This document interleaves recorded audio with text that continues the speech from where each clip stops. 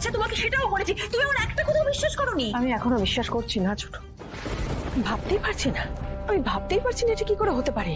আর শঙ্কর, তুমি ভাবলে কি করে যে তোমার মেয়ের সঙ্গে আমি আমার ছেলের বিয়ের অনুমতি দেব? আচ্ছা তুই ওকে এইভাবে কথাগুলো কেন বলছিস? কুসুম আর শঙ্কর তো... দাদা, কুসুম আর শঙ্করকে আমি কখনো আমার বাড়ির কাজের লোক বলে ভাবিনি। হ্যাঁ, ওদের আমি আমার পরিবারের লোকের মতন দেখতাম, আমার বাড়ির লোকের মতন ভাবতাম, কিন্তু তার মানে এটা নয় যে আমি কুসুমের সঙ্গে আমার ছেলে, আমার আয়ুষের বিয়ে দেব।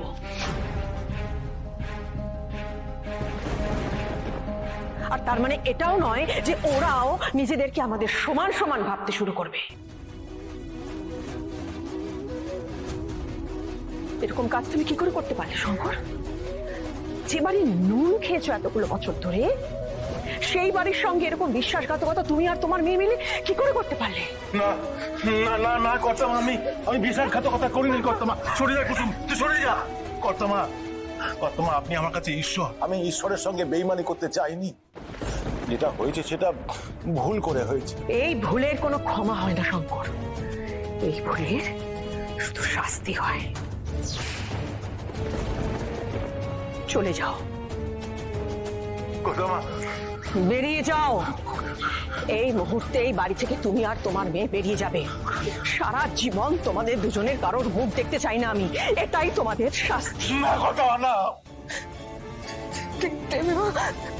আমাকে আমাকে তাড়িয়ে দেবেন না, আমাকে একটা সুযোগ দিন। আমি পাপ করেছি, আমি পাপের প্রায়শ্চিত্ত করবো। সিকিউরিটি! হ্যাঁ ম্যাডাম বলুন। এদের দুজনকে বাড়ি থেকে টেনে হিঁচড়ে বের করে দাও। কর্তামা আমাকে তাড়িয়ে দেবেন না, আমাকে দয়া করুন, বিশ্বাস করুন আমি বিশ্বাসঘাতকতা করিনি আপনার সঙ্গে, আমি বেইমানি করিনি। আমাকে বাড়ি থেকে তাড়িয়ে দেবেন না কর্তামা। আমাকে যদি আপনি তাড়িয়ে দেন তাহলে আমি তো বেঁচে থেকেও মরে যাবো কর্তামা, আমি বেঁচে থেকেও মরে যাব। সেটাই তোমার প্রাপ্য শঙ্কর। এবারে ড্রাইভার হয়ে তুমি আমার বেয়াই হওয়ার স্বপ্ন দেখেছ। এই ঔদ্ধত্যের ফল তুমি তোমার মৃত্যুর দিন পর্যন্ত ভুগবে। কর্তামা, মরে গেলেও তুমি এর থেকে ক্ষমা পাবে না কোনোদিন, কিছুতেই না।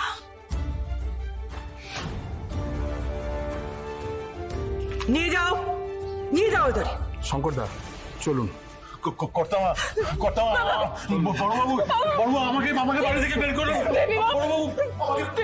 বাবা কোনো ভুল নেই দেবী বাবা, যা করেছে আমি করেছি সব ভুল, আমার এই সব কিছুর জন্য হবে নাই, কিন্তু আমার বাবার সততার উপর আপনি সন্দেহ করবেন না।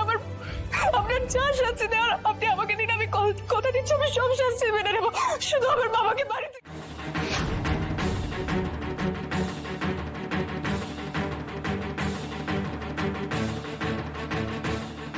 আমার কাছে এখন শাস্তি চাওয়ার নাটক করছো? আসল শাস্তি তো তুমি আমাকে দিয়েছো।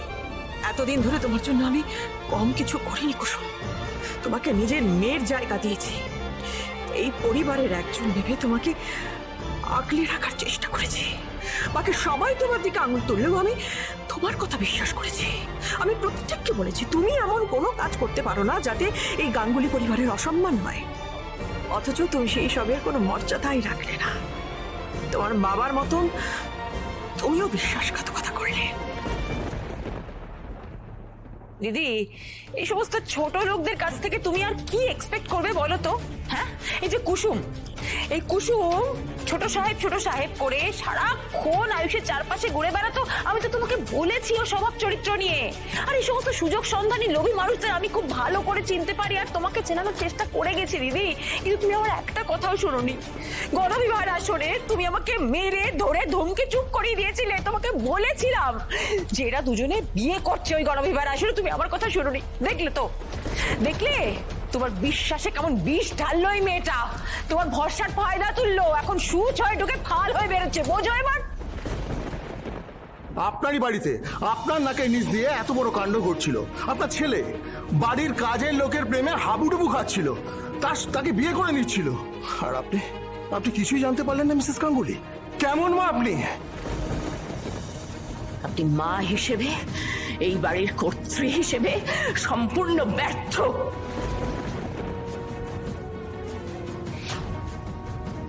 কিন্তু আপনার এই ব্যর্থতার দায়টা আমার সন্তান কেন নেবে বলতে পারেন? ওর জীবনটা কেন ছারকার হয়ে যাবে? আমার মেয়ে বিয়ের আসরে এসে দেখতে পায় যে যাকে বিয়ে করবে সে বাড়ির কাজের লোকের সাথে অলরেডি ম্যারিড। এবার এই ধাক্কা ও সহ্য করতে পারবে? আমার সন্তান সহ্য করতে পারবে? যদি না পারে, ওর যদি কোনো ক্ষতি হয়, আমি কিন্তু আপনাকে ছাড়বো না, ইন্দ্রাণী গাঙ্গুলি। না না না, আমার কথাটা একটু শুনুন। এটা দেবীমার কোনো দোষ নেই।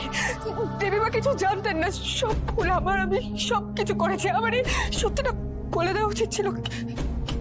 কিন্তু কিন্তু কি কুসুম? কিন্তু কি? তুমি তো আমাকে সত্যিটা বলতে পারতে না? কিন্তু তাও তুমি বললে যে আয়ুষ তোমার শুধুই বন্ধু।